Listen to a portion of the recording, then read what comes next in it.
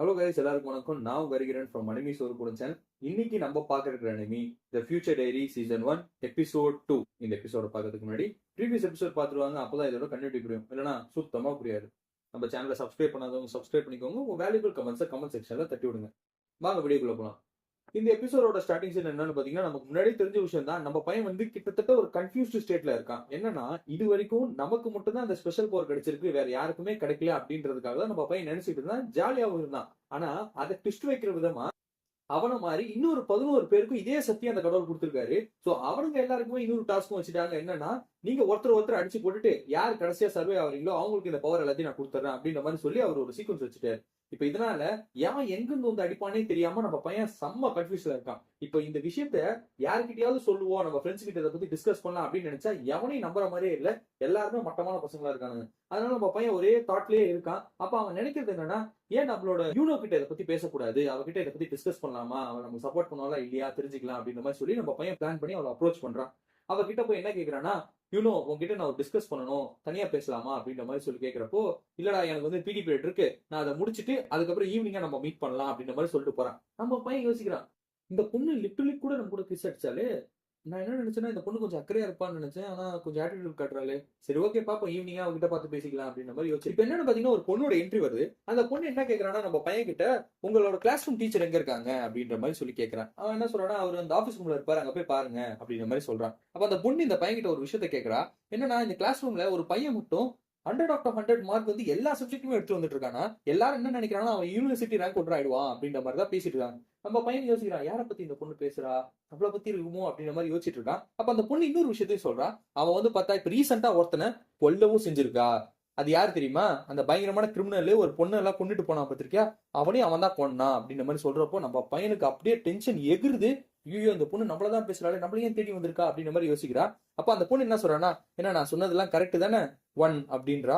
நான் 1ன்றது வெறும் அந்த 11 பேருக்கு மட்டும் தான் தெரியும், அது தவிர வேற யாருக்குமே தெரியாது.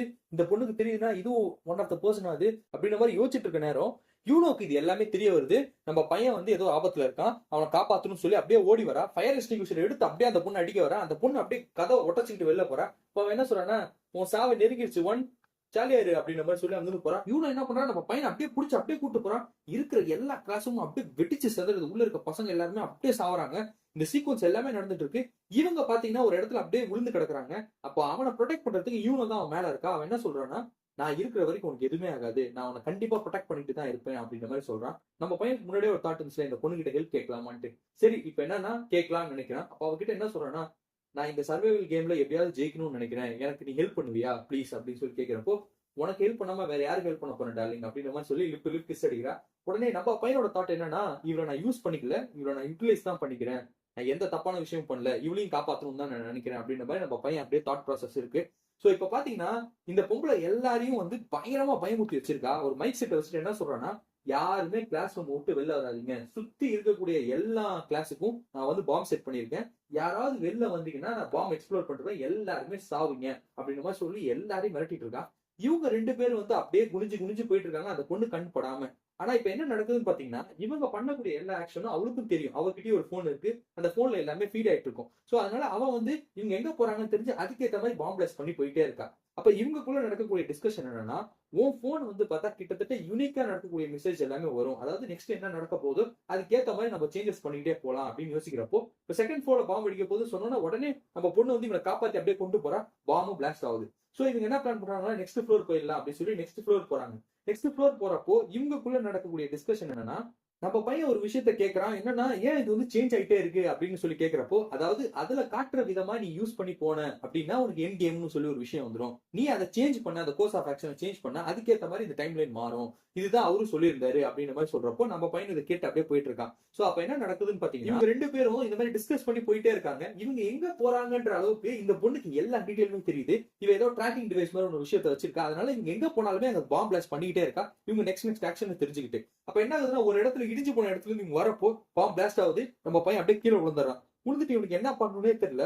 நம்ம பொண்ணு என்ன கேக்குறான்னா, இப்போ இதுல வந்து நெக்ஸ்ட் என்ன ஆக்ஷன் ஆகுதுன்றது மட்டும்தான் உனக்கு தெரியுதே தவிர உன்னோட ரியாக்ஷன் என்ன இருக்குன்றது இதுல ஃபீடே ஆகலையே, அது இருக்கான்னு பாரு அப்படின்ற மாதிரி சொல்லி அந்த பொண்ணு கேட்கறான். இப்போ அவன் சொல்றான், நான் எப்பவுமே என்னோட ரியாக்ஷனை நான் இல்ல அப்டேட்டே பண்ண மாட்டேன், வெறும் என்ன இன்சிடென்ட் நடக்குதுன்றத மட்டும் தான் எனக்கு அப்டேட் பண்ணுவேன் அப்படின்ற மாதிரி அவன் சொல்றான். உடனே அந்த பொண்ணு யோசிக்கிறா, இது இப்படியே இருந்தா நமக்கு வேலைக்கு ஆகாது, உன்னோட ரியாக்ஷனும் நம்ம தெரிஞ்சுக்கணும் அப்படின்ற மாதிரி சொல்லி பேசிட்டு இருக்கிறப்போ அவளோட போன்ல வந்து இவனை பத்தி இருக்கக்கூடிய டீடைல்ஸ் எல்லாத்தையுமே வந்து எவ்ரி 10 மினிட்ஸ் அப்டேட் பண்ணிட்டே இருப்பாள்.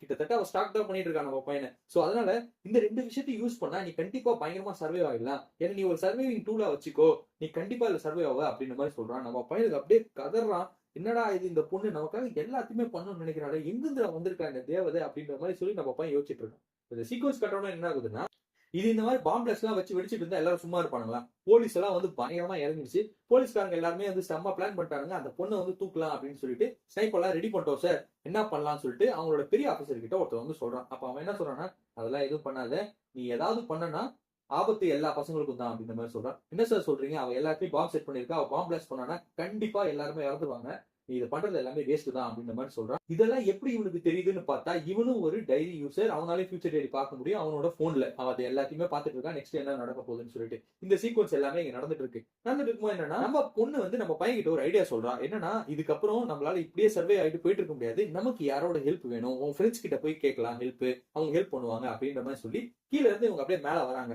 மேல வந்து அப்படியே ஒளிஞ்சு வரப்போ இவங்க எதிர்பார்க்காம ஒரு சில விஷயங்கள் நடக்குது. என்னன்னா, திடீர்னு எந்த பாம் பிளாஸ்டும் ஆகல, அப்படியே சைலண்டா இருக்க இடமே அப்படியே யூனிக்கா இவங்க பாட்டு ஈஸியா போயிட்டு இருக்காங்க.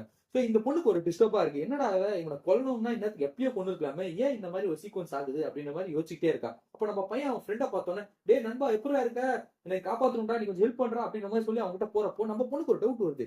என்னன்னா, இன்னத்துக்கு பாம் பிளாஸ்ட் ஆயிட்டு இருக்கு, எல்லாரும் கிளாஸ் ரூம்குள்ள ஒளிச்சுதான் இருக்கணும், இவங்க என்ன வெளில இருக்காங்க அப்படின்ற மாதிரி சொல்லி நம்ம பொண்ணு யோசிச்சுட்டே இருக்க நேரம் இவனை அப்படியே புடிச்சு கீழே வைக்கிறாங்க. வச்சுட்டு எல்லாருமே அப்படியே இவனை அப்படியே அரெஸ்ட் பண்ற மாதிரி ஒரு விஷயத்த பண்றாங்க. என்னடா நடந்திருக்கு அப்படின்னு சொல்லி பார்த்தா, இந்த பாம் பிளாஸ்ட் பண்ண பொண்ணு இருக்கால, அவ வந்து சீக்கிரட்டா போன் பண்ணி இந்த ஸ்கூல் மேனேஜ்மெண்ட் ஒரு விஷயத்த சொல்லியிருக்கா. என்னன்னா, நீங்க வந்து யூகோவை என்கிட்ட சரண்டர் பண்ண வச்சிட்டீங்கன்னா நான் உங்க எல்லாருமே விட்டுறேன், எந்த பாம் பிளாஸ்ட் ஆகுது, எல்லாரும் நல்லபடியா தப்பிச்சிருவீங்க அப்படின்ற மாதிரி சொன்னதுனால எல்லா பசங்களும் இவனதான் தேடிட்டு இருக்காங்க. இவனே வந்து கரெக்டா மாட்டிக்கிட்டான், அவனை அப்படியே பிடிச்சி அவனை அங்கிருந்து கொண்டு போறாங்க.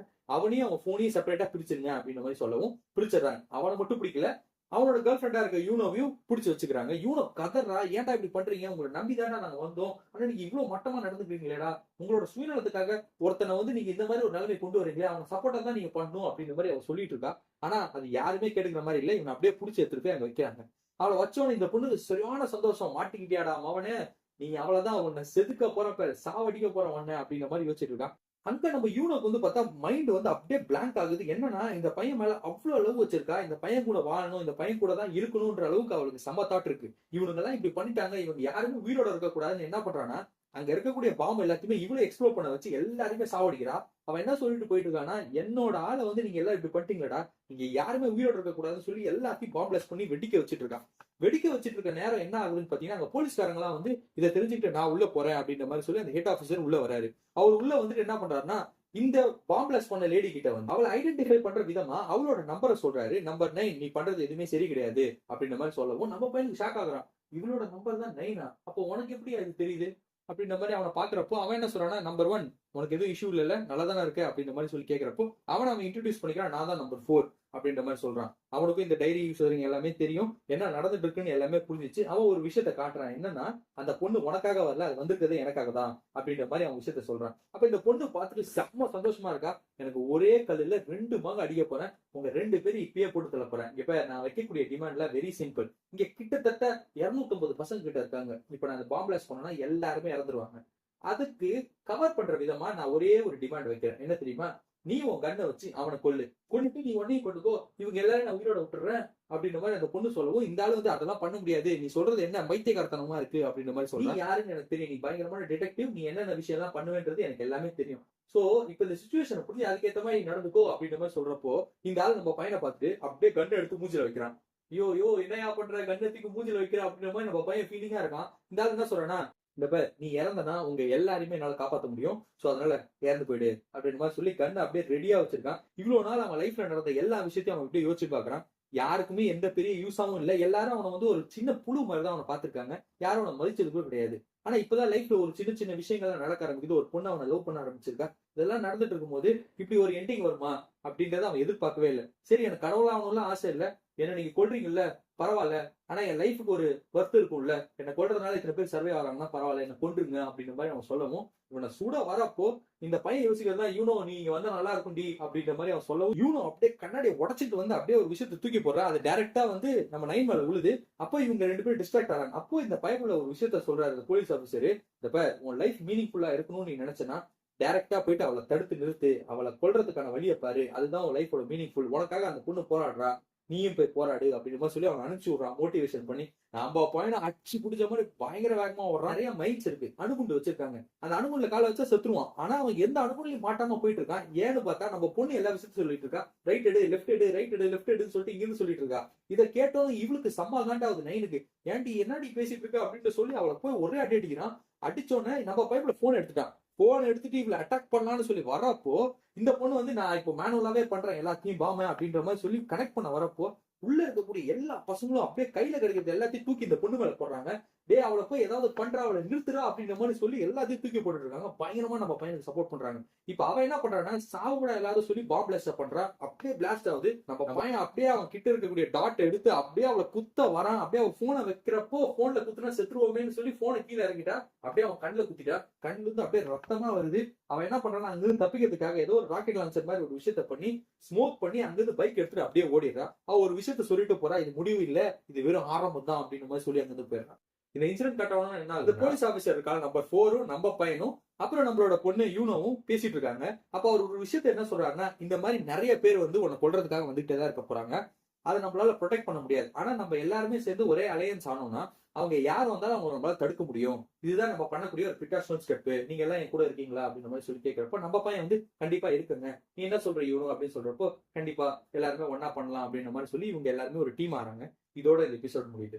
அடுத்த எபிசோட் இன்னும் இன்ட்ரெஸ்டிங்கா இருக்கு, அது நாளைக்கு பார்க்கலாம். And then bye from you Harikiran from Manimes ஒரு சேனல். தேங்க்யூ.